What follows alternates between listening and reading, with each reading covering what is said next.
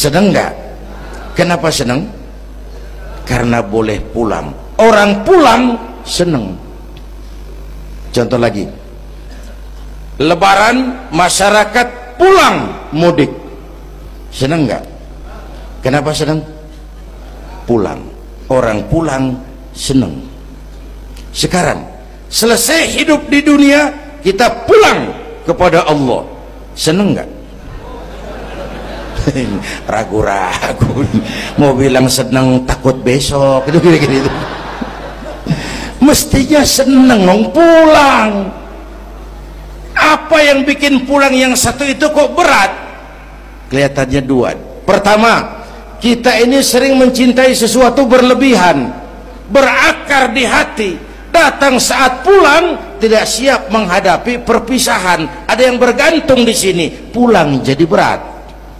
Kalau cinta Allah sepenuhnya, cinta alam seperlunya, pulang enak. Yang kedua, bekal nggak cukup, sengsara di jalan, pulang jadi berat. Nggak punya bekal kok pulang, itu nekat. Belum sempet sholat modar, kok berani amat nggak punya bekal pulang. Kalau bekal cukup, pulang itu menyenangkan. Kenapa? Itu satu keharusan. Iya, kalau umat-umat terdahulu umurnya relatif panjang. Kalau kita ini mencontoh baginda Rasul, beliau wafat umur 63, 63 itu standar. Kalau mencontoh Nabi, jatah kita 63. Kalau malam ini kita sudah 50 tahun, tinggal 13. Waspada. Kalau malam ini kita sudah 62 tahun 11 bulan, udah jangan pakai pantangan, apa aja makan lah Pak, sebulan lagi tuh. Sebulan lagi, syukur-syukur dapat bonus. Dan saya bilang mati itu tidak pakai abjad. Kalau pakai abjad bisa nunggu, mati bang ngacak. Kadang-kadang kakeknya segar bugar, cucunya pae. Kalau mati pakai abjad enak nunggunya. Tahun ini yang mati A, tahun depan B, tahun berikutnya C, lalu D, terus F, lalu G, lalu H. Saya Z. Repot saya, nggak ada yang ngurus, orang udah habis.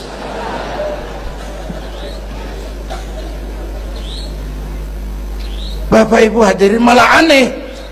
Jam 6 pagi sopirnya mati, jam 10 siang 4 jam kemudian Mbah Suripnya yang mati. Sebelum mati dia pesan sama teman saya W.S. Rendra, Mas, saya kalau mati tolong dikubur di bengkel teater Depok. Monggo, dikubur sama Rendra.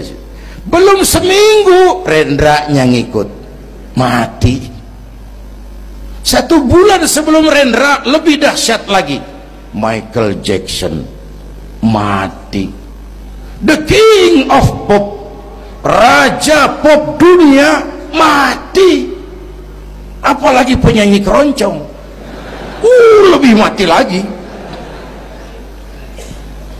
Ada hidup sesudah mati, ada akhirat sesudah dunia. Semua kita perantau, dan perantau harus pulang. Bapak Ibu hadirin yang saya hormati, oleh karena itu, dengan semangat itu, ayo kita tingkatkan ibadah kepada Allah Subhanahu. Penutup, Isra Mi'raj itu filter. Setelah terjadi peristiwa itu kelihatan, yang beriman makin mantap, ini golongan Abu Bakar Siddiq. Yang kafir makin kurang ajar, ini golongan Abu Jahal, Abu Lahab, Abu Sufyan, dan abu-abu lain kumpul di situ. Yang ragu-ragu kafir lagi. Ini kristalisasi. Maka dengan memperingati Isra Mi'raj ditambah dengan semangat sholat berjamaah, ayo kita jaga kesatuan, persatuan, kerukunan, dan kekompakan. Bapak Ibu hadirin yang saya hormati, saya bersyukur walaupun belum pernah hadir, tapi saya tahu tiap minggu pagi pengajian Kiai Uci ini dibanjiri oleh jamaah. Alhamdulillah. Kita doakan beliau diberikan kekuatan. dan pengajian jalan terus sampai kira-kira kiamat kurang seminggu. Jangan sampai kiamat lah, ngeri. Saudara-saudara, itu yang kita perlukan sekarang.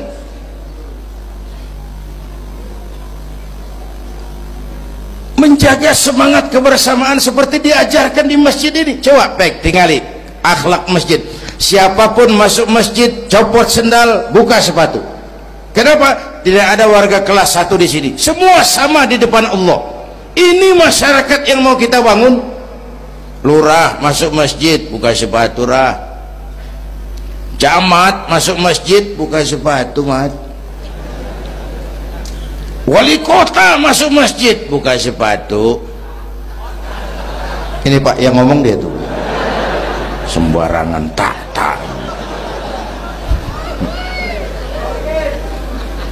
Gubernur masuk masjid buka sepatu, Nur. Presiden masuk masjid buka sepatu, Den. Ini masyarakat yang mau kita bangun. Kan keadilan di negeri kita ini masih mahal. Hukum masih sering seperti pisau, tajam ke bawah, tumpul ke atas. Kalau yang kecil salah, hukum cepat-cepat ditegakkan. Yang besar salah, cicing wae pura-pura tenyaho. Itu yang melukai rasa keadilan. Bapak Ibu hadirin yang saya hormati, itu yang melukai rasa keadilan. Kalau mau lapor kehilangan ayam, itu harus jual kambing. Ingin menang berperkara, jual sapi. Ngurusin ayam hilang kok jual kambing, jual sapi. Itu harga keadilan yang harus kita bayar.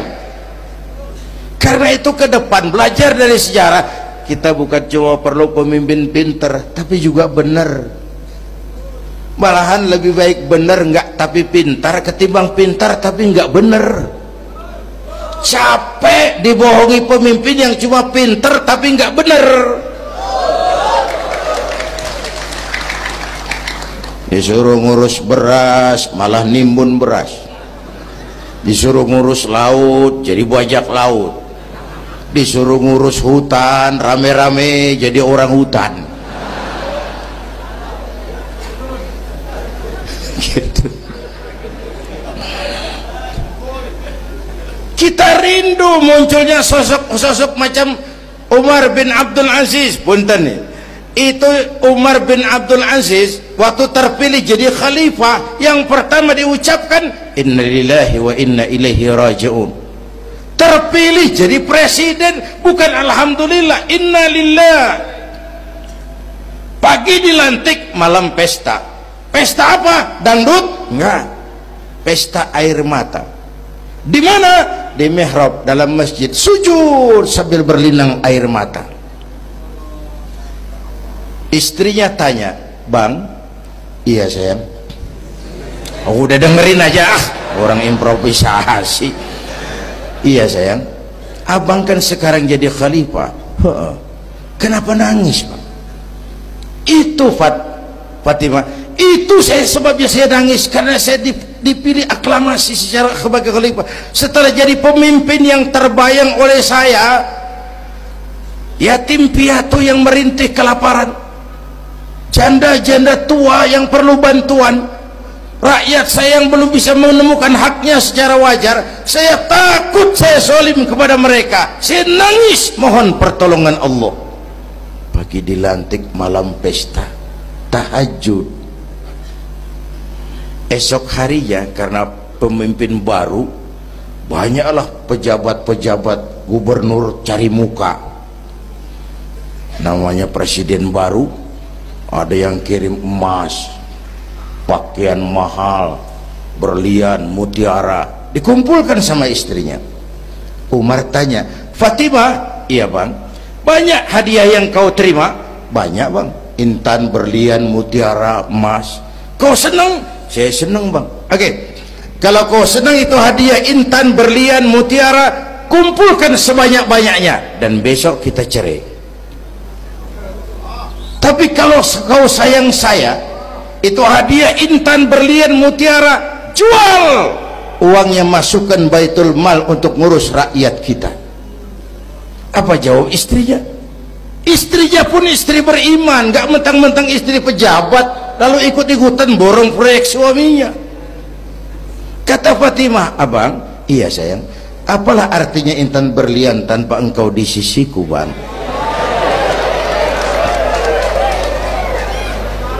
Jual sajalah, jual untuk ngurus kepentingan rakyat. Yang nyata-nyata hadiah pribadi dijual ngurusi rakyat. Jangan yang sudah nyata-nyata milik rakyat masih disunatan.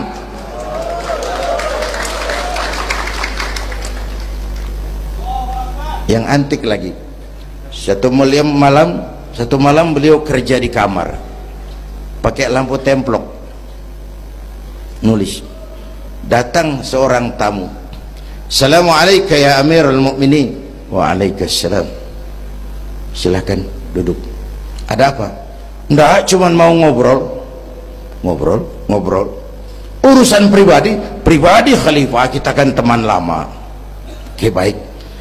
Beliau berdiri, lampunya dipadamkan, ditiup, mati, gelap kamar. Ayo kita ngobrol.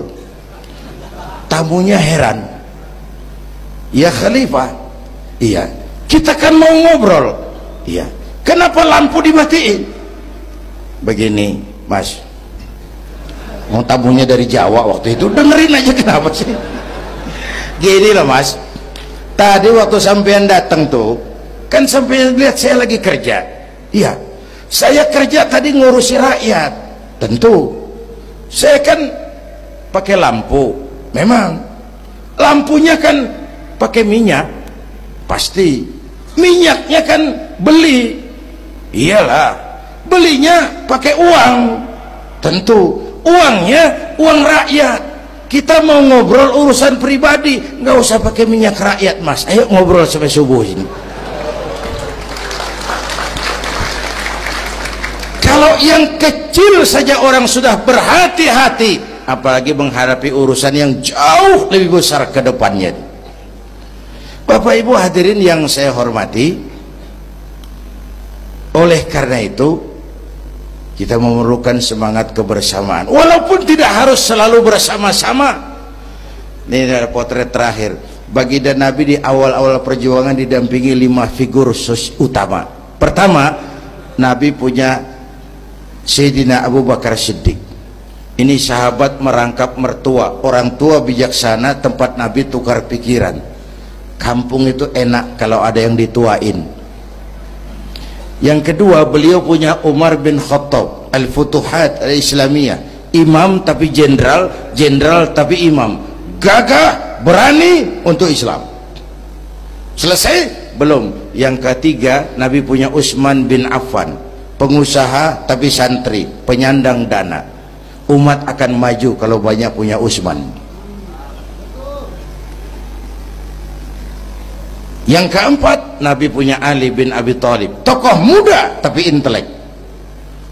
Yang kelima, beliau punya Khadijah binti Khuwailid. 5 figur utama bahu-membahu membantu perjuangan Nabi. Begitulah kita berjuang, mesti punya segala hal. Mesti punya senjata yang namanya golok, gergaji, pisau, silet, harus punya. Kapan makainya, lihat lawannya. Yang kamu hadapi apa? Kumis pak, silet turun. Yang kamu hadapi apa? Akar kayu nangka pak, kampak maju. Ini kita sering emosi, nggak para rugu. Yang dihadapin kumis, kampak yang maju. Urusan nggak selesai, bibir bongkar pak. Anak-anak muda nggak cukup dibakar emosinya, berani harus, nekat jangan. Berkorban siap, konyol nanti dulu. Mati syahid ayo, mati sangit jangan. Berani sama nekat tipis loh bedanya. Berani harus, nekat jangan. Berkorban siap, konyol nanti dulu. Bapak Ibu hadirin yang saya hormati, dengan semangat kebersamaan saya yakin kita bisa berbuat lebih banyak. Inilah barangkali sekelumit ikut tasyakur saya. Mudah-mudahan ada manfaatnya buat kita semua. Lebih kurang mohon maaf. Usikum wa iyaya bitaqwallah. Aqulu qawli hadza. Wassalamualaikum warahmatullahi wabarakatuh.